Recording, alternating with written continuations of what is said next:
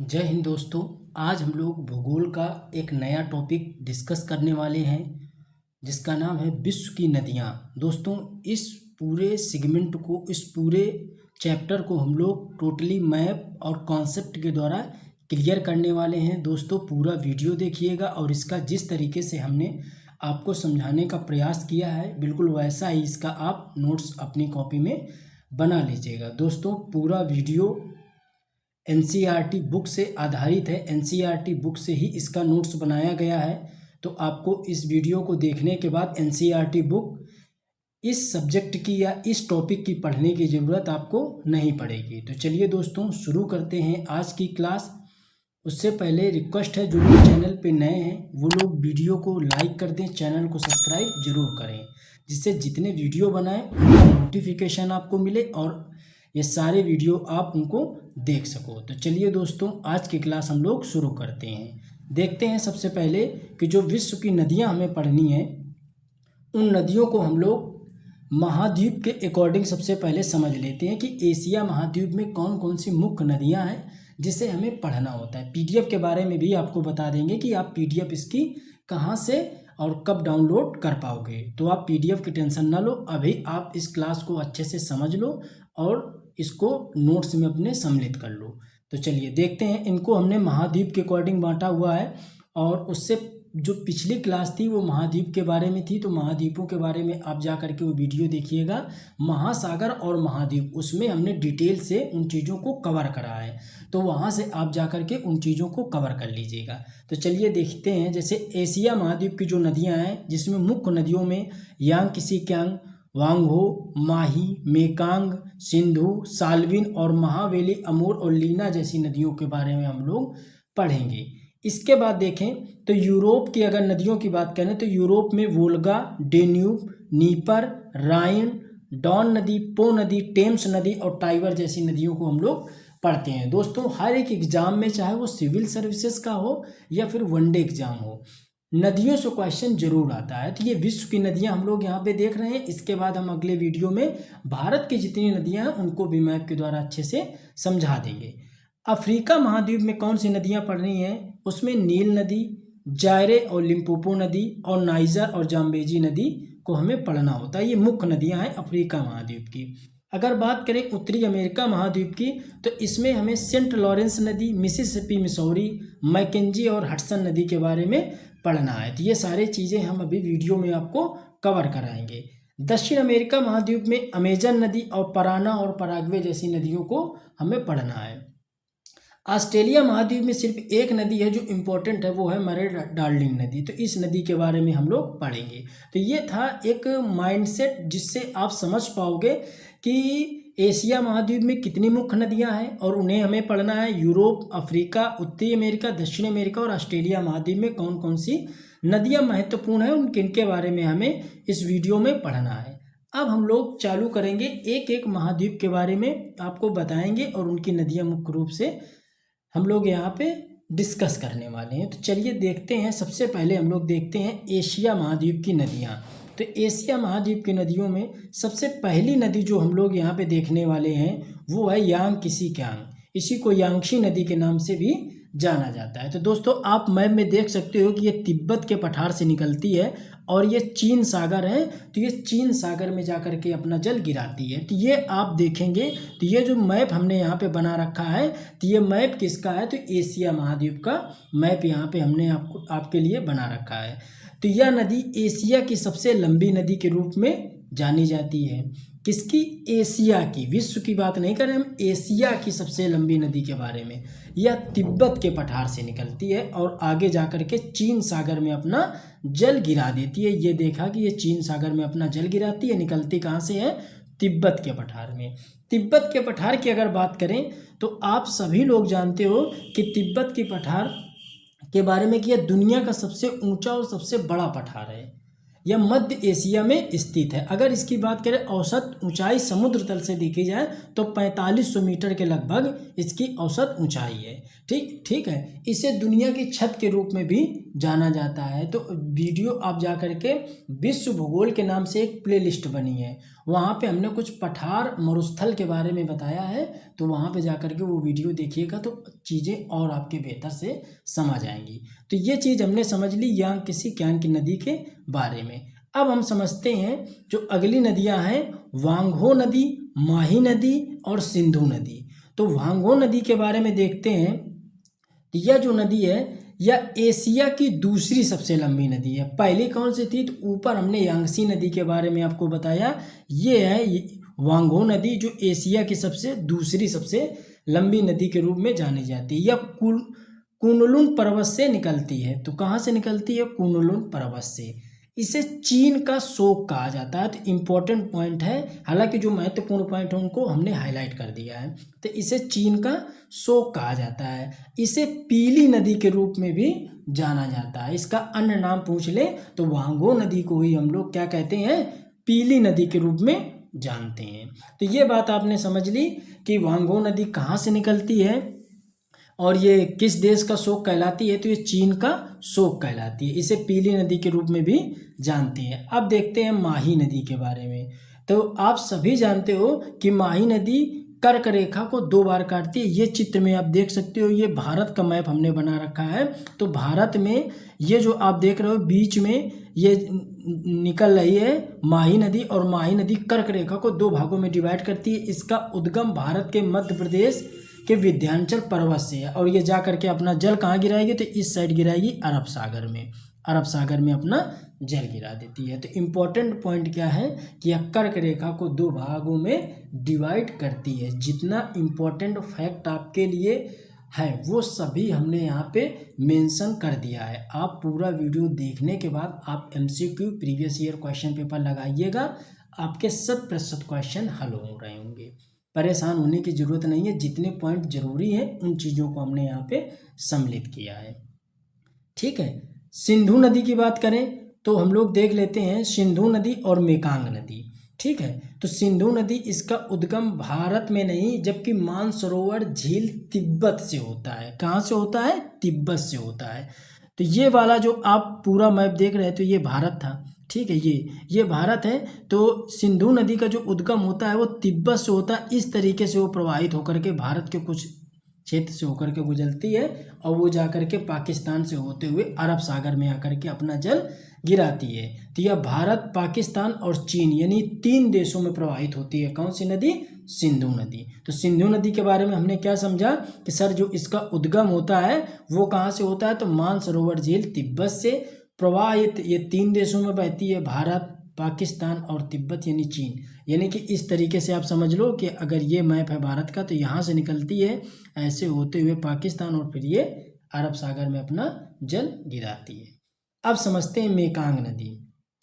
तो दोस्तों जो मेकांग नदी है इसका उद्गम तिब्बत से है। कहाँ से है? तिब्बत से इसका उद्गम है और यह दक्षिणी चीन सागर में अपना करके जल गिराती है। कौन सी? मेकांग नदी दक्षिणी चीन सागर में आकर के अपना जल गिराती है और उद्गम कहाँ से? इसका तिब्बत से है। इसमें कुल अगर देश की बात करी जाए तो म्यांमार, थाईलैंड, कंबोडिया, वियतनाम और चीन इतने देशों से ये नदी गुजरती है। इम्पोर्टेंट है, 2016 PCS में ये क्वेश्चन पूछा गया था, बहुत इंपॉर्टेंट, इसको ध्यान रखिएगा।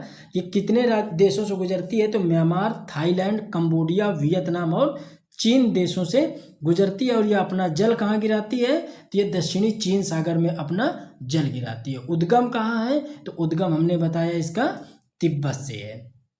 अब देख लेते हैं साल्विन नदी। तो ये चित्र में आप ऊपर देख ही रहे होंगे कि ये है साल्विन नदी। तो इसके बारे में हम लोग समझ लेते हैं कि यह इसका भी उद्गम कहाँ से है? तिब्बत से इसका उद्गम है और यह म्यांमार की सबसे लंबी नदी है। इंपॉर्टेंट क्या है कि म्यांमार की सबसे लंबी नदी कौन सी है?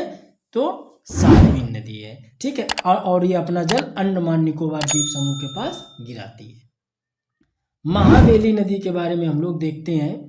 ये सभी अभी कहाँ की हम लोग नदियाँ पढ़ रहे हैं, एशिया महाद्वीप की। ठीक है, तो महावेली नदी के बारे में हम लोग देखते हैं। यह श्रीलंका में बहने वाली सबसे लंबी नदी है। तो चित्र में आप देख रहे होगे ये भारत का है, भारत के नीचे ये पार्ट श्रीलंका का है, तो इसी को जूम यहाँ पे किया गया है। तो श्रीलंका में जो नदी बहती है उसको कहा जाता है महावेली नदी। और श्रीलंका की सबसे लंबी नदी कौन सी है, महावेली नदी, जिसकी लंबाई 335 किलोमीटर है। उद्गम इसका हैटन पठार से होता है। तो अगर आपसे अब पूछ लिया जाए कि बताइए म्यांमार की सबसे लंबी नदी कौन सी है, तो आप बताएंगे सर साल्विन। और श्रीलंका की कौन सी है, तो आप क्या बताएंगे, महावेली नदी। महावेली नदी है जो कहाँ की, श्रीलंका की सबसे लंबी नदी है। और अगर बात करें वांगो कहाँ की है, तो आप बताएंगे सर इसे चीन का शोक कहा जाता है और इसे पीली नदी के रूप में भी जाना जाता है। एशिया की सबसे लंबी नदी कौन सी है, तो यांगसी नदी है। यहाँ तक हमने चीज़ों को समझ लिया। अब एक और नदी समझ लेते हैं, अमूर नदी। अमूर के अलावा भी आप देख सकते हैं ओब, लीना, अमूर, ये सभी रूस में बहने वाली नदियाँ हैं। कहाँ पे बहती हैं, ये सारी नदियाँ रूस में बहती हैं। तो आमूर नदी के बारे में इम्पोर्टेंट पॉइंट यह था कि यह नदी चीन और रूस की सीमा बनाते हुए चलती है, इसलिए इसको यहाँ पे मेंशन किया है। क्वेश्चन पूछता है कि चीन और रूस की सीमा पे कौन सी नदी बहती है, तो आमूर नदी बहती है। और यह आगे तत्तर जल संधि जा करके अपना जल गिराती है। यह दुनिया की 10वीं सबसे लंबी नदी के रूप में जानी जाती है, कौन सी, आमूर नदी। तो दोस्तों ये था एशिया महाद्वीप की सबसे लंबी और सबसे बड़ी नदियाँ जिनसे इम्पोर्टेंट क्वेश्चन आते हैं, वो हमने यहाँ पे डिस्कस किया। हमने बताया आप लोगों को यांगसी, वांगहो, माही, मेकांग, सिंधु, साल्विन, महावेली, अमूर और लीना जैसी इन नदियों को हमने आपको यहाँ पे क्लियर किया। जितना इम्पोर्टेंट है उतना ही आपको हम यहाँ पे समझा रहे हैं। ठीक है, अब देख लेंगे हम लोग यूरोप की या अफ्रीका की या अन्य महाद्वीप की नदियाँ हम लोग नीचे पढ़ेंगे। तो चलिए हम लोग देखते हैं यूरोप महाद्वीप की नदियाँ। तो यूरोप महाद्वीप में सबसे पहले जो नदी हमें पढ़नी है वो कौन सी है, तो वो है राइन नदी। तो ये देख रहे हो आप, ये देख रहे होगे, ये है राइन नदी। तो ये उत्तरी आल्प्स पर्वत, यानी आल्प्स पर्वत कहाँ है, तो स्विट्जरलैंड में है। तो उत्तरी आल्प्स पर्वत से यह निकलती है, आल्प्स पर्वत से इसका उद्गम स्थल है। इसे कोयला नदी के नाम से भी जाना जाता है। किसके नाम से, कोयला नदी के नाम से जाना जाता है। यूरोप की सबसे व्यस्ततम आंतरिक जल परिवहन में भी यह नदी मदद करती है। इसे यूरोपीय व्यापार की जीवन रेखा के रूप में जाना जाता है। तो यूरोप की जीवन रेखा के रूप में अगर पूछा जाए किस नदी को जानते हैं, तो आप तुरंत बताएंगे सर राइन नदी को जानते हैं। यह स्विट्जरलैंड, जर्मनी, नीदरलैंड और उत्तरी सागर यानी कि 4 देशों से होकर के यह नदी गुजरती है। तो आपने यहाँ इन चीज़ों को समझा कि राइन नदी के बारे में क्या क्या इंपॉर्टेंट पॉइंट्स है वो हमने यहाँ पे डिस्कस करे। अब देख लेते हैं वोल्गा नदी के बारे में। तो ये देखो चित्र में हमने बना रखा है वोल्गा नदी। तो ये है वोल्गा नदी और ये जा करके कैस्पियन सागर में अपना जल गिराती है, ये वोल्गा नदी। तो वोल्गा नदी के बारे में देखते हैं। इसका उद्गम बल्दाई की पहाड़ियों से होता है। यूरोप की सबसे बड़ी नदी है। यूरोप की सबसे बड़ी नदी कौन सी है, तो वोल्गा नदी है। यूरोप की सबसे बड़ी नदी कौन सी है, वोल्गा नदी है। निकलती कहाँ से, बल्दाई की पहाड़ियों से। यह अपना जल कैस्पियन सागर में गिराती है। हमने बताया आपको कि यह रहा कैस्पियन सागर। वोल्गा नदी बल्दाई की पहाड़ियों से निकल के कैस्पियन सागर में अपना जल गिराती है और यूरोप की इसको सबसे बड़ी नदी के रूप में जानते हैं। और ये निकलती कहाँ से है, तो बल्दाई की पहाड़ियों से यह नदी निकलती है। तो हमने वोल्गा नदी के बारे में समझा। अब हम लोग समझते हैं डेन्यूब नदी। डेन्यूब नदी के बारे में देखा जाए तो इसका उद्गम ब्लैक फॉरेस्ट जर्मनी से है। तो ये नदी कहाँ से निकल रही है, तो चित्र में आप देख रहे होगे ये है ब्लैक फॉरेस्ट, यहाँ से निकलती है और काला सागर में आकर के अपना जल गिराती है। और इसी के समानांतर एक और नदी है जिसको कहते हैं नीपर नदी। तो यह भी काला सागर में आकर के अपना जल गिराती है। 2 नदियाँ जो काला सागर में आकर के अपना जल गिरा रही हैं। तो डेन्यूब नदी के बारे में क्या समझा कि ब्लैक फॉरेस्ट से निकलती है, यूरोप की दूसरी सबसे बड़ी नदी है। तो पहली कौन सी थी, तो वोल्गा नदी थी। और दूसरी सबसे बड़ी नदी कौन सी है, तो डेन्यूब नदी है। यह अपना जल काला सागर में गिराती है। नीपर नदी की बात करी जाए तो इसका उद्गम स्थल कहाँ पे है, तो यह रूस से सोमोलेंस्क नामक स्थान से निकलती है और बेलारूस और यूक्रेन के बहने के बाद यह काला सागर में अपना जल गिराती है। तो बेलारूस और यूक्रेन के साथ बहती है और आकर के काला सागर में अपना जल गिराती है। तो कैस्पियन सागर में जल कौन सी नदी गिराती है? वोल्गा। काला सागर में तो डेन्यूब और नीपर जैसी नदियां अपना जल गिराती हैं।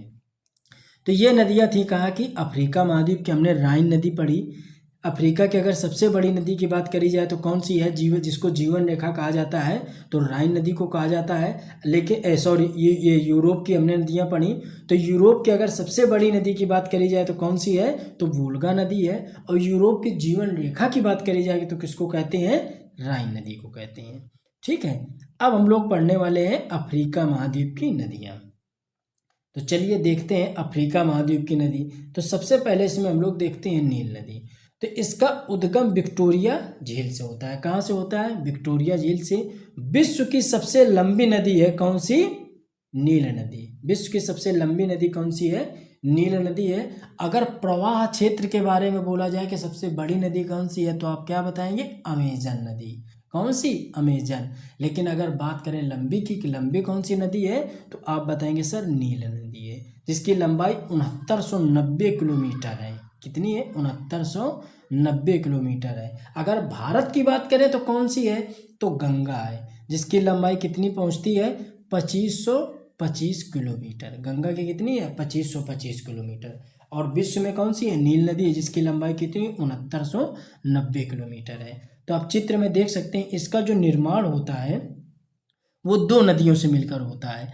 एक टाना झील से निकलती है ब्लू नील, और एक निकलती है विक्टोरिया झील से श्वेत नील। ये दोनों नदियां जाकर के खार्तूम में मिलती हैं। कहाँ पे मिलती हैं? खार्तूम में। ये खार्तूम में मिलेंगी तब इन दोनों नदियों का एक नाम पड़ता है, जिसको बोलते हैं नीली नील नदी।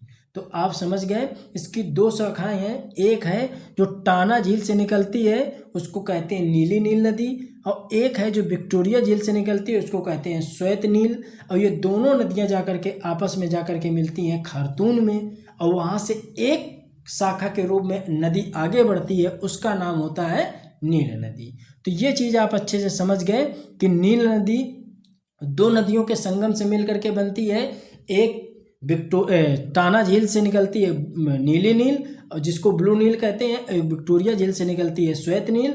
ये दोनों नदियां खार्तूम में जाकर के मिलेंगी तब एक धारा बनती है, जिसका नाम है पड़ता है नील नदी। तो ये बात आप अच्छे से समझ गए होंगे। तो नील नदी के बारे में आपको इतना समझना है कि विश्व की सबसे लंबी नदी है, जिसका उद्गम विक्टोरिया झील से माना जाता है। ये चीज़ आप अच्छे से समझ गए होंगे। अब हम लोग समझते हैं नाइजर, जाम्बेजी और जायरे नदी। खूब पूछी जाती है, इम्पॉर्टेंट है। तो नाइजर नदी के बारे में, इसका उद्गम लोमा पर्वत पश्चिमी अफ्रीका से होता है। तो ये है हमारी नाइजर नदी, जिसका उद्गम लोमा पर्वत से हो रहा है। कहाँ से? लोमा पर्वत से हो रहा है। ठीक है, और ये आकर के गिनी की खाड़ी में अपना जल गिराएगी। कहाँ पे? गिनी की खाड़ी में अपना जल गिराएगी। इम्पोर्टेंट इसके लिए ये है कि इसे ऑयल रिवर के नाम से जानते हैं। किसके? ऑयल रिवर के नाम से भी। इसी पे कैंजी बांध बना हुआ है, इसी पे कैंची बांध भी बना हुआ है। तो इम्पोर्टेंट क्या है कि ऑयल रिवर के नाम से किसको जानते हैं? तो नाइजर नदी को जानते हैं। जाम्बेजी नदी, तो ये चित्र में आप देख सकते हो कि ये है जाम्बेजी नदी, ये है जाम्बेजी नदी। ठीक है, ये जाम्बेजी नदी है। तो जाम्बेजी नदी के बारे में क्या है कि इसका उद्गम पश्चिमी जाम्बिया से है। यह अपना जल हिंद महासागर में गिराती है। कहाँ पे? ये नीचे आप हिंद महासागर देख रहे हो, तो यहाँ पे अपना ये जल गिराती है। इस पे जो जलप्रपात बने हैं वो विक्टोरिया जलप्रपात इसी पे बनाया गया है। और कैराबस्ता और करीबा बांध ये दो किस नदी पे हैं? तो जाम्बेजी नदी पे बने हुए हैं। अब जायरे की बात करते हैं, जायरे नदी। तो जायरे और लिम्पोपो दोनों मोस्ट इंपॉर्टेंट नदियां हैं, इनसे क्वेश्चन खूब पूछता है। तो याद रखिएगा, जायरे नदी और लिम्पोपो। तो जायरे नदी इंपॉर्टेंट इसलिए है, अफ्रीका की एक तो सबसे दूसरी बड़ी नदी है, और इसे कांगो नदी के नाम से भी जानते हैं। इसके अलावा यह भूमध्य रेखा को दो बार काटती है। देखो इस तरीके से, तो दो बार इसने ये भूमध्य रेखा, तो भूमध्य रेखा को दो बार काटने वाली नदी कौन सी है? जायरे नदी या कांगो नदी। और कर्क रेखा को दो बार काटने वाली नदी कौन सी है? तो माही नदी। अब लिम्पोपो नदी के लिए क्या है कि ये विल्ड, उद्गम इसका कहाँ है? तो विल्ड एक घास होती है, ये अफ्रीका महाद्वीप की घास है, सॉरी अफ्रीका देश की घास है। तो इसमें क्या है, ये विल्ड से निकलती है। और यह घड़ियाल नदी के रूप में भी इसको जाना जाता है। इसके दो नाम है, घड़ियाल नदी और लिम्पोपो नदी। ठीक है, यह मकर रेखा को 2 बार काटती है। इंपॉर्टेंट पॉइंट क्या है कि यह मकर रेखा को 2 बार काटती है। ये मकर रेखा है तो 2 बार इसको काट रही है। कौन सी? लिम्पोपो नदी। तो क्वेश्चन यहाँ से आपसे क्रिएट होंगे कि भूमध्य रेखा को 2 बार काटने वाली नदी कौन सी है? तो कांगो या जायरे। और मकर रेखा को 2 बार काटने वाली नदी कौन है? तो लिम्पोपो। इसका अन्य नाम क्या है? तो घड़ियाल नदी के नाम से भी यह जानी जाती है। तो अभी हमने क्या पढ़ा? ऊपर हमने एशिया पढ़ा, फिर यूरोप पढ़ा, फिर हमने अफ्रीका महाद्वीप की नदियां पढ़ी। अब हम लोग पढ़ने वाले हैं उत्तरी अमेरिका महाद्वीप की नदियां। तो काफ़ी इंपॉर्टेंट है, इससे भी क्वेश्चन आते हैं, तो इसको भी हम लोग ऐसे ही समझने वाले हैं। ठीक है दोस्तों, इसका नोट्स आप बनाते चलिए। शॉर्ट बिल्कुल रिवीजन है, आप इसका नोट्स बनाते चलिए। और आप जब इसको पढ़ेंगे अपने नोट्स से तो आपको बहुत ही बेहतर चीज़ें समझ में आएंगी। आप चाहो तो स्क्रीनशॉट ले लो, इसके बाद आप उसको अपने हिसाब से लिख लेना। ठीक है, मिसिसिपी मिसौरी देखते हैं। तो मिसिसिपी मिसौरी नदी, इसका उद्गम इटास्का झील से है। आप ये देख रहे हो कि मैप में ये है इटास्का झील। ठीक है, यहाँ से ये नदी निकलती है मिसिसिपी मिसौरी। ठीक है, मिसिसिपी मिसौरी नदी निकलती है और यह उत्तरी अमेरिका की सबसे लंबी नदी है। उत्तरी अमेरिका की सबसे लंबी नदी कौन सी है? तो मिसिसिपी मिसौरी। मैक्सिको की खाड़ी में अपना यह जल गिराती है।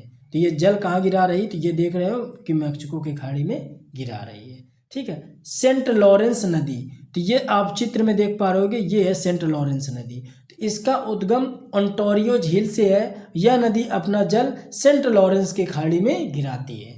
आपको यहाँ से क्या याद रखना है? अगर आपसे पूछ लें उत्तरी अमेरिका की सबसे बड़ी नदी कौन सी है, तो आप तुरंत बताओगे सर मिसिसिपी मिसौरी नदी है, जो उत्तरी अमेरिका की सबसे बड़ी नदी है। अब हम लोग देखते हैं मैकेंजे नदी, हडसन नदी और रियो ग्रांडो नदी। तीनों नदियाँ इंपॉर्टेंट हैं, इनसे क्वेश्चन आता है। जो चीज़ें ज़्यादा इंपॉर्टेंट हैं उनको हाईलाइट भी किया गया है। तो अब मैकेंजे नदी देखते हैं। ये आप देख रहे हो, ये है मैकेंजे नदी। तो इसका उद्गम ग्रेट स्लैब झील से होता है। यह कनाडा की सबसे लंबी नदी है। किसकी है? कनाडा की। सबसे ऊपर वाला पार्ट कनाडा है और ये नीचे वाला कौन सा है? यूएसए है। ठीक है, ये बीच से लाइन है, तो ऊपर वाला कनाडा और ये नीचे वाला यूएसए, और इसके नीचे एक लाइन और है, तो ये है मैक्सिको। तो 3 देश हैं उत्तरी अमेरिका में, ऊपर का कनाडा, बीच का यूएसए, नीचे का मैक्सिको। ये अब बात आप समझ गए। तो मैकेंजे नदी जो है इसका उद्गम ग्रेट स्लैब झील से होता है। ये है ग्रेट स्लैब झील, यहाँ से इसका उद्गम होता है। ठीक है, ये कनाडा की सबसे लंबी नदी है और बिफोर्ड सागर में अपना जा करके जल गिराती है। तो यहाँ पे स्थित है बिफोर्ड सागर, यहीं पे अपना ये जल जा करके गिराती है। हडसन नदी, तो न्यूयॉर्क शहर इसी नदी के किनारे बसा है। किसके? हडसन नदी के किनारे। ठीक है, रियो ग्रांडो नदी, तो यूएसए और मैक्सिको की सीमा पर चलने वाली नदी कौन सी है? तो रियो ग्रांडो नदी है। अभी हमने आपको ये देख लीजिए, ये रियो ग्रांडो नदी है और यही यूएसए और उसकी सीमा है। किसकी? यूएसए और मैक्सिको की। तो यहीं पे ये नदी प्रवाहित होती है। अभी हमने आपको ऊपर एक क्वेश्चन बताया था कि चीन और रूस की सीमा पर चलने वाली नदी कौन सी है? तो आमूर नदी आपको बताया था, तो वो भी याद रखिएगा। अब देखते हैं दक्षिण अमेरिका महाद्वीप की नदियाँ। तो दक्षिण अमेरिका महाद्वीप में कौन सी नदियाँ हैं? तो हमें सबसे पहले पढ़नी है अमेजन नदी। कौन सी? अमेजन नदी। तो दक्षिण अमेरिका महाद्वीप की सबसे बड़ी नदी है, साथ ही यह विश्व की दूसरी सबसे बड़ी नदी है और विश्व की सबसे चौड़ी नदी है। हमने बताया विश्व की अगर सबसे लंबी नदी की बात करें तो कौन सी बताओगे? विश्व की सबसे लंबी नदी नील नदी, जिसकी लंबाई 6990 किलोमीटर है। और विश्व की सबसे चौड़ी नदी या बड़ी नदी कौन सी है? तो अमेजन नदी है। ठीक है, यह किस महाद्वीप में है? तो दक्षिण अमेरिका महाद्वीप में है। तो ये आप देख रहे होगे, ये है अमेजन नदी। ठीक है, इसकी अन्य कई सहायक नदियां हैं। ठीक है, तो इस नदी का अपवाह क्षेत्र लगभग 7 लाख वर्ग किलोमीटर है, यानी कि विश्व की सबसे जो बड़ी नदी है। ठीक है, प्रवाह क्षेत्र के मामले में तो वो कौन सी है? अमेजन नदी है। अब हम लोग देखते हैं पराना नदी। तो यह दक्षिण अमेरिका महाद्वीप की दूसरी सबसे लंबी नदी है। यह नदी ब्राज़ील उच्च भूमि से शुरू होती है। ये देखिए, ये है पराना नदी। तो ये ब्राज़ील से शुरू होती है, फिर पराग्वे, फिर अर्जेंटीना से होते हुए अटलांटिक महासागर में आती है। ठीक है, तो यह नदी ब्राज़ील उच्च भूमि से शुरू होती है, ब्राज़ील, पराग्वे, अर्जेंटीना में बहते हुए अटलांटिक महासागर में अपना ये जल गिराती है। तो दोस्तों आपको बिल्कुल मैप में अच्छे से चीज़ें समझ में आ रही होंगी और आप इसका अच्छे से नोट्स भी बना रहे होंगे। तो दोस्तों पूरा वीडियो देखिएगा, नोट्स बनाते चलिए। इसकी PDF हम जल्द ही टेलीग्राम ग्रुप में डाल देंगे। लिंक टेलीग्राम का वीडियो के डिस्क्रिप्शन में दे दिया है, वहाँ से जा कर के आप टेलीग्राम ज्वाइन कर लीजिएगा। वहाँ पे इसका हम PDF डाल देंगे। तुरंत PDF नहीं पढ़ पाएगी तो 2-4-6 दिन में आपको PDF ये अवेलेबल हो जाएगी। अब हम लोग पढ़ते हैं ऑस्ट्रेलिया महाद्वीप की नदी। तो ऑस्ट्रेलिया में एक नदी है जो इम्पोर्टेंट है, जिसका नाम है मर्रे डार्लिंग नदी।